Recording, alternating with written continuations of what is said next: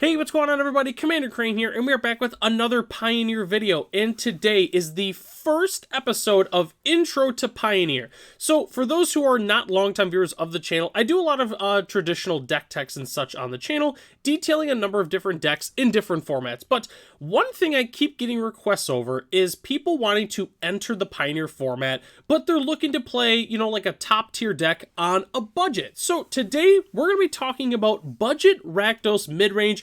We're going to go super into detail on everything. We're going to talk about the main list that we're playing. We're also going to talk about the additions that you want to make over time, including, the lands and the non-lands. We're going to talk about the sideboard as well. We're just going to talk about everything related to Rakdos Midrange. So let's go and hop into it here. So Rakdos Midrange obviously is one of the best decks in the Pioneer format. It has been for some time, even after the Rakdos Vampires deck got nerfed with Sorin being banned. It's still really, really good. There's a number of different versions of Rakdos Midrange right now, and we're just going to be talking about the traditional version. We're not going to be talking about like the tree version at all. This is just regular Rakdos Midrange. So let's go and hop into it here. So let's go and start with some of our really cost-efficient creatures. We're playing 2 copies of Inti, 4 Blood Tithe Harvester, and 4 Archfiend of the Dross. These cards, this is the core right here. We have Inti, which helps us with our card advantage. We have Blood Tithe Harvester, which is just a fantastic 2-drop, and Archfiend of the Dross is just going to help us end the game. That's essentially what these cards do. Very, very important in this deck. In a way, Inti is our budget replacement for Fable of the Mirror Breaker, which we'll kind of talk about Fable a little bit later, but it's not in this deck just because it is a budget list after all. So, next slide here, we have more of our really, really good creatures in this deck. 1 Kroxa, Titan of Death's Hunger, 4 Graveyard Trespasser, and 2 Bone Crusher Giant. Obviously, each of these cards are fantastic in different ways. So, Kroxa is really good for, obviously, the late game. You have a bunch of cards in your graveyard. We're able to escape this and just end the game quickly.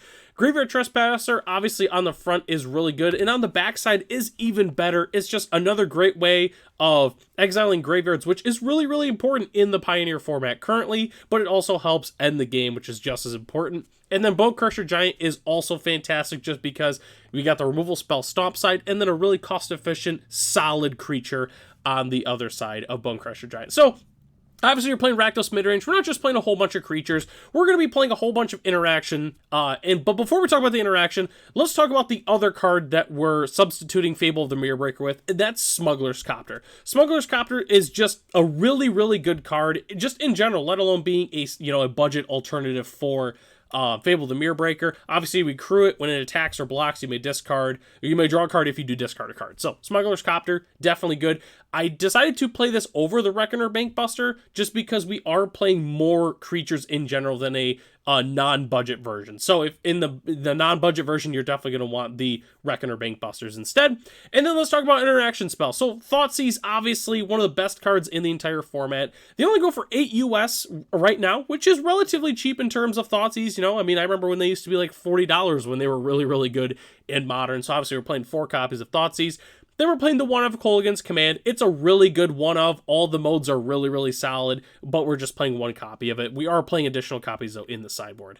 And then the rest of our interaction, we're playing 4 Fatal Push, 2 Torch the Tower, and 4 Go for the Throat. So Torch the Tower, what's really important with this card is normally we wouldn't play 2 copies of Torch the Tower, but just because of how the current metagame is as I'm making this video, there's a ton of Rakdos aggro going around right now, so we need interaction for 1 mana. So that's why we're playing the extra Torch the Towers. Obviously the metagame could change and maybe we would change these to like an Edict effect or something like that, but for right now we are playing the Torch the Tower. And then Go for the Throat. I would say in the non-budget list, and again, I'll talk about this later, I would potentially think about going up to 2 Shieldred's Edict just because Shieldred's Edict is a really, really good removal spell. Probably one of the best in the entire format. So, okay.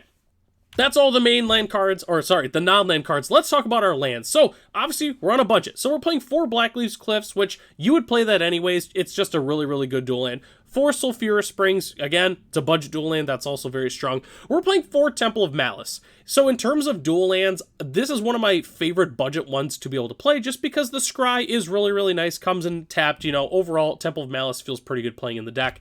Then we're also playing 4 Restless Vents. I think that Restless Vents is our best option in terms of a tapped dual land, just because being able to activate it at any point in the game, pretty much after we, play it later in the game is just really, really good. We're not playing Hive of the Eye Tyrant in this list just because of the budgetary restriction, so I decided to just go ahead and play the 4 Restless Vents. And then we were playing 6 Swamps and 3 basic Mountains just because, again, we want to have untapped lands, but we also want to have some good utility lands. I don't know. I think that this is a really, really good mix of lands overall. So let's go ahead and hop into the sideboard here. So the sideboard, if you want to know the exact sideboard I'm currently playing, there's a link in the description below which takes you to the sideboard, but I'm going to kind of go over it in general. So Graveyard Hate. Our best option is Leyline of the Void. It was actually just reprinted in Duskmourn. As of recording this video, Duskmourn is the newest set. It was just reprinted, so they're incredibly cheap. So I definitely recommend playing some Leyline of the Voids.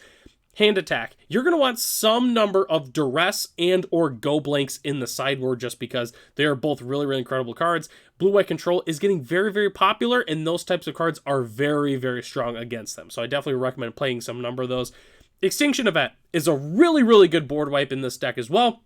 It also has an exile effect, which definitely matters in the current format, so I'm playing a couple of those. And then I'm also playing some Damping Spheres in the sideboard for against Lotus Field combo as well as Mono Green. Both definitely very, very important pieces. Okay, next thing we're going to talk about is the upgrade guide. So these are the cards that I would kind of swap over time as you happen to pick them up. So obviously, Fable the Mirror Breaker there, adding 4 of those in the main board because they are very, very strong. I would go ahead and cut 2 Inties and 2 Smuggler's Copter. Shieldred, another really, really strong card. I would go ahead and cut 2 Archfiend of the Dross. Archfiend of the Dross is already really, really good. I've even seen some Rakdos Midrange lists playing 4 copies of Archfiend and 0 copies of Shieldred, which is kind of crazy to me, but it does make sense in a way, but I still do like Shieldreds in the main board, so I definitely consider, adding a couple Shieldred. And like I mentioned earlier, 2 copies of Shieldred's Edict. Go ahead and cut 2 Go for the Throats. Go for the Throat, again, is still really, really good, but Shieldred's Edict is absolutely fantastic. You never know when you need an Edict effect. And then we have the 2 Reckoner Bankbusters. Go ahead and cut 1 Copter and then 1, what is the GT? Graveyard Trespasser. There we go. I had to abbreviate everything to be able to fit it in there. So I definitely would recommend cutting just 1 Graveyard Trespasser. I think 3 is a good number. I think 4 just seems a little bit much to me. But anyways, definitely add the Reckoner Bankbusters in the non-budget version. And then the last thing we got to talk about is the lands upgrade guide, which the lands changes a lot. So we add the Blood Crypt, we add the Haunted Ridge, and then the 4 Rakdos, the Blightstep Pathway. Go ahead and cut 4 Temples, 4 of the Restless Vents, and then 4 Sulphurous Springs. And then we have all the really, really good utility lands. So we have the Takenuma, the Sekenzan, the Urborg, the Castle Lochtwain, the Hive of the Eye Tyrants, and then the 1 Den of the Bugbear. Just go ahead and trim a bunch of the basics. I wouldn't play more than 1 mountain for sure, and I think I was playing 6, so there should be 2 swamps left, which I think 2 is a very, very good number in this deck, which still equals out to 25 lands overall. The biggest thing too I'll mention, I didn't write this anywhere on here, is the lands, I would say, is the biggest cost difference in terms of upgrading this deck. Obviously you have cards like Shieldred. Shieldred is a relatively pricey card. I think I want to say right now they're at like 70 US, which is really, really high right now. But other than that, it's just the lands is the rest of the costly editions, even though Fable is also up there as well. Overall, this deck is a pretty pricey deck. It's one of the pricier decks in the format. So, it's kind of the idea of this deck tech here is to just show you how to upgrade this deck as time goes on, definitely. And then the last thing we got to talk about is the overall wrap up of this video here. So the budget list as it's constructed right now is only 83 US dollars, which is very, very cheap. Considering the deck, the whole core is still there. We still have all the good removal, like Fatal Push, Torch the Tower, Go for the Throat. We still have really cost-efficient creatures, like Archfiend of the Dross, and then we have Blood Tithe Harvester, and then we have cards like Inti in Smuggler's Copter. So the entire core of the deck is still there. It's just getting those slight additions, which, obviously you don't have to do all at one time. It can be a nice, slow process. Fable the Mirror Breaker is the best upgrade for this deck. Fable the Mirror Breaker, in my personal opinion, is the best card in the entire format. I'm not saying it's necessarily the best addition for this deck, but honestly, well, actually is kind of what I'm saying, but I'm not saying it's not the most impactful in terms of like the board state, but the card is so good. You get so much value from Fable the Mirror Breaker. So it is the most important upgrade in this deck. Obviously, I would prioritize picking those up over Shieldreds. Like, I would rather get 4 Fable the Mirror Breakers instead of getting 1 Shieldred, if that kind of makes sense. Definitely prioritize the Fable. I think that's the most important thing. And then overall, in terms of upgrade, prioritize the spells first. Don't feel like you have to go get your Blood Crypts immediately. Honestly, I would say a card like Blood Crypt and like Urborg are the last additions you need to make for the deck. You know, feel free to just keep in the Sulfurous Springs for a little bit longer, just, you know, if it means you get all the spells together. The spells are way more important than all of the dual lands. I cannot stress that more, because even then, you know, we still have the Black Leaves Cliffs, we still got Sulfurous Springs, so we do still have some very, very strong dual lands that we can play in this deck. So that takes us to the end of the video here. Thanks so much for watching. The deck lists are in the description below if you'd like to check them out for yourself. I have the budget list as well as a recent fantastic finish on Magic Online if you're looking for an example of a deck, or actually I'll even post the example that I personally use. So huge shout out to our channel members, Ralph, Matt, Arcadius, Ray, Gary, and Sarwanoki. If you're interested in being a channel member, it's only $1 a month. You get access to the exclusive Commander Crane Discord, as well as other features here on the channel. And if you're a new viewer, definitely feel free to check out the rest of the channel here. We have a ton of spicy Pioneer content here on the channel. So I'm Commander Crane. Thanks for watching this video, and I hope to catch you in the next one.